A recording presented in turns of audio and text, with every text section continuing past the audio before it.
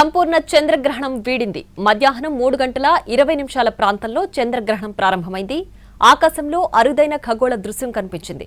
మధ్యాహ్నం 3 గంటల 20 నిమిషాలకు గ్రహణం ప్రారంభమై సాయంత్రం 6 గంటల 47 నిమిషాల వరకు చంద్రగ్రహణం కనిపించింది. ఈసారి పుబ్బ నక్షత్రంలో సింహరాశిలో కేతుగ్రస్త సంపూర్ణ చంద్రగ్రహణం ఏర్పడింది. మొత్తం గ్రహణ సమయం 3 గంటల 27 నిమిషాలు. ఆస్ట్రేలియా, జపాన్ లాంటి దేశాల్లో చంద్రగ్రహణం సంపూర్ణంగా కనిపించింది. ఇండియాలో గ్రహణం ప్రారంభం పెద్దగా కనిపించకపోయినా ఆఖర్లో మాత్రం అద్భుత దృశ్యం సాక్షాత్కరించింది. ఆకాశంలో రక్తవర్ణంలో చంద్రుడు సందడి చేశాడు. తెలుగు రాష్ట్రాల్లో 6 గంటల తర్వాత చంద్రగ్రహణం కనిపించింది. దాదాపు 50 నిమిషాలు గ్రహణాన్ని చూసే అవకాశం తెలుగు ప్రజలకు కలిగింది. హైదరాబాద్లో సాయంత్రం 6 గంటల 26 నిమిషాలకు గ్రహణం కనిపించడం మొదలైంది. 6 గంటల 47 నిమిషాలకు ముగిసింది.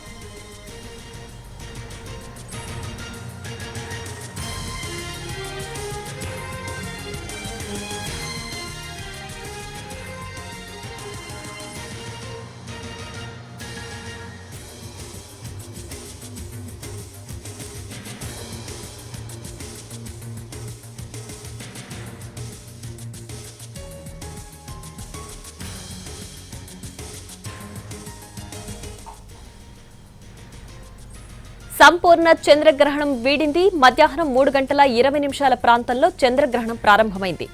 ఆకాశంలో అరుదైన ఖగోళ దృశ్యం కనిపించింది. మధ్యాహ్నం 3 గంటల 20 నిమిషాలకు గ్రహణం ప్రారంభమై సాయంత్రం 6 గంటల 47 నిమిషాల వరకు చంద్రగ్రహణం కనిపించింది. ఈసారి పుబ్బ నక్షత్రంలో సింహరాశిలో కేతుగ్రస్త సంపూర్ణ చంద్రగ్రహణం ఏర్పడింది. మొత్తం గ్రహణ సమయం 3 గంటల 27 నిమిషాలు. ఆస్ట్రేలియా, జపాన్ లాంటి దేశాల్లో చంద్రగ్రహణం సంపూర్ణంగా కనిపించింది. ఇండియాలో గ్రహణం ప్రారంభం పెద్దగా కనిపించకపోయినా ఆఖర్లో మాత్రం అద్భుత దృశ్యం సాక్షాత్కరించింది. ఆకాశంలో రక్తవర్ణంలో చంద్రుడు సందడి చేశాడు. తెలుగు రాష్ట్రాల్లో 6 గంటల తర్వాత చంద్రగ్రహణం కనిపించింది. దాదాపు 50 నిమిషాలు గ్రహణాన్ని చూసే అవకాశం తెలుగు ప్రజలకు కలిగింది. హైదరాబాద్లో సాయంత్రం 6 గంటల 26 నిమిషాలకు గ్రహణం కనిపించడం మొదలైంది. 6 గంటల 47 నిమిషాలకు గ్రహణం ముగిసింది.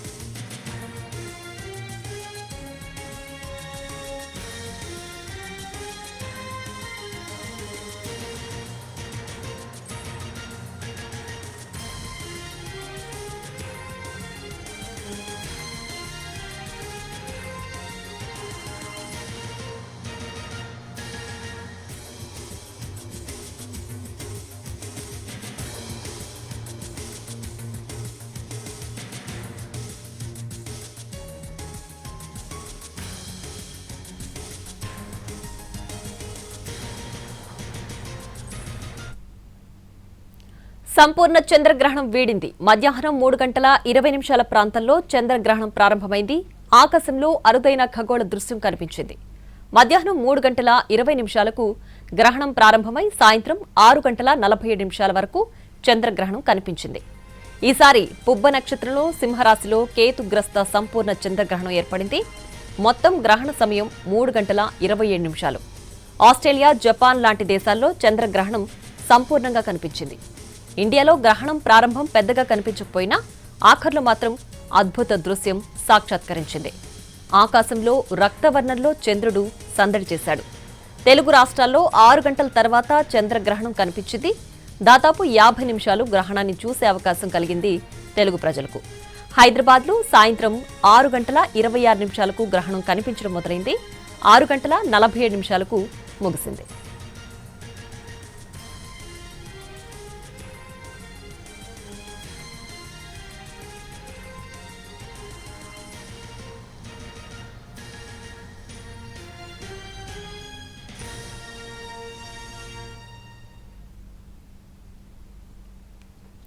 సంపూర్ణ చంద్రగ్రహణం వీడింది. మధ్యాహ్నం 3 గంటల 20 నిమిషాల ప్రాంతంలో చంద్రగ్రహణం ప్రారంభమైంది. ఆకాశంలో అరుదైన ఖగోళ దృశ్యం కనిపించింది. దీనికి సంబంధించి మరింత సమాచారాన్ని మా ప్రతినిధి రవిచంద్ర లైవ్ లో అందించడానికి సిద్ధంగా ఉన్నారు. రవిచంద్ర,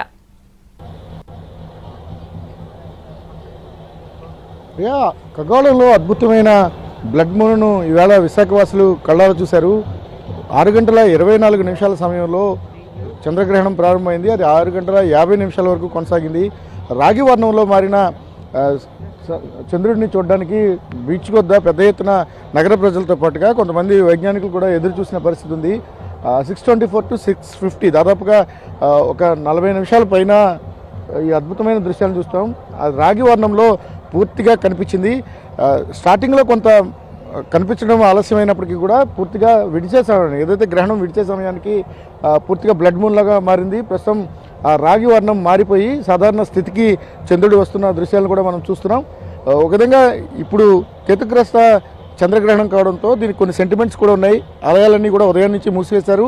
ఇక బీచ్లో కనీసం నది ఒడ్డున కానీ స్నానాలు చేయడం అనేది ఒక ఆచారంగా వస్తుంది. కాబట్టి ఇప్పటికే ప్రజలంతా కూడా సెంటిమెంట్స్ని ఎవరైతే ఫాలో అవుతారో వారంతా కూడా సముద్ర స్నానాలకు కూడా వస్తున్న పరిస్థితి ఉంది. రేపు ఉదయాన్నే యథావిధిగా ఆలయాలన్నీ కూడా తెరుచుకుంటాయి. ఓవరాల్గా ఒక ఖగోళమైన అద్భుతం, బ్లడ్ మూన్ను చూసే అవకాశం విశాఖ ప్రజలకు నేరుగా కనిపించింది. వీరంతా కూడా సముద్ర ఒడ్డున నిలబడి చూడడాన్ని ఒక ఎంజాయ్ చేస్తారు. కాబట్టి ఆ ఎంజాయ్మెంట్ వాళ్ళకి బాగా స్పష్టంగా కనిపించింది. చంద్రగ్రహణాన్ని అయితే పూర్తిగా విశాఖవాసులు చూశారు. అద్భుతమైన ఖగోళ దృశ్యాన్ని వారంతా కూడా ఎంజాయ్ చేసిన పరిస్థితి ఉంది. ఇక దాని తర్వాత ఏదైతే గ్రహణం ఉంటుందో గ్రహణానికి తర్వాత సెంటిమెంట్స్ను ఫాలో అవ్వడానికి జనం కూడా ఇప్పటికే స్నానాల కోసం బీచ్లకు వస్తున్న పరిస్థితి కనిపిస్తుంది. Right Ravi, thanks for the updates.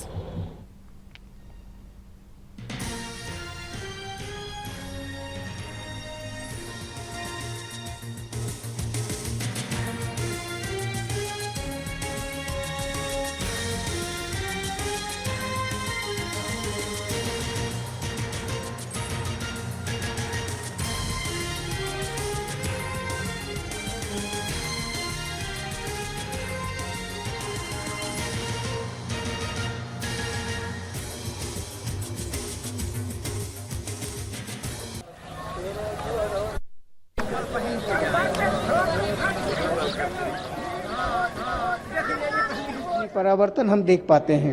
तो पृथ्वी आकर के जब उस रोशनी को रोक देती है तो उस हिस्से में सूरज की डायरेक्ट किरणें चंद्रमा पर नहीं पड़ती और वो एक लाल रंग का आप देखते हैं कि कलर इसका लाल हो जाता है, गहरा लाल हो जाता है। वो इसलिए होता है कि हमारी पृथ्वी का एटमॉस्फेयर है, वातावरण और धूल के कण और बहुत सारे पॉल्यूटेंट्स जो हैं वो सूर्य की सभी कलर को सोख लेते हैं, सिर्फ लाल रंग को छितरा देते हैं, जिसकी वजह से हमें चंद्रमा लाल दिखता था, ग्रहण के वक्त लाल दिखता है। और ये एक खूबसूरत प्राकृतिक घटना है। लोग इससे डरते हैं, वो उसमें रिफ्लेक्शन यानी परावर्तन हम देख पाते हैं। तो पृथ्वी आकर के जब उस रोशनी को रोक देती है तो उस हिस्से में सूरज की डायरेक्ट किरणें चंद्रमा पर नहीं पड़ती और वो एक लाल रंग का आप देखते हैं कि कलर इसका लाल हो जाता है, गहरा लाल हो जाता है। वो इसलिए होता है कि हमारी पृथ्वी का एटमॉस्फेयर है, वातावरण और धूल के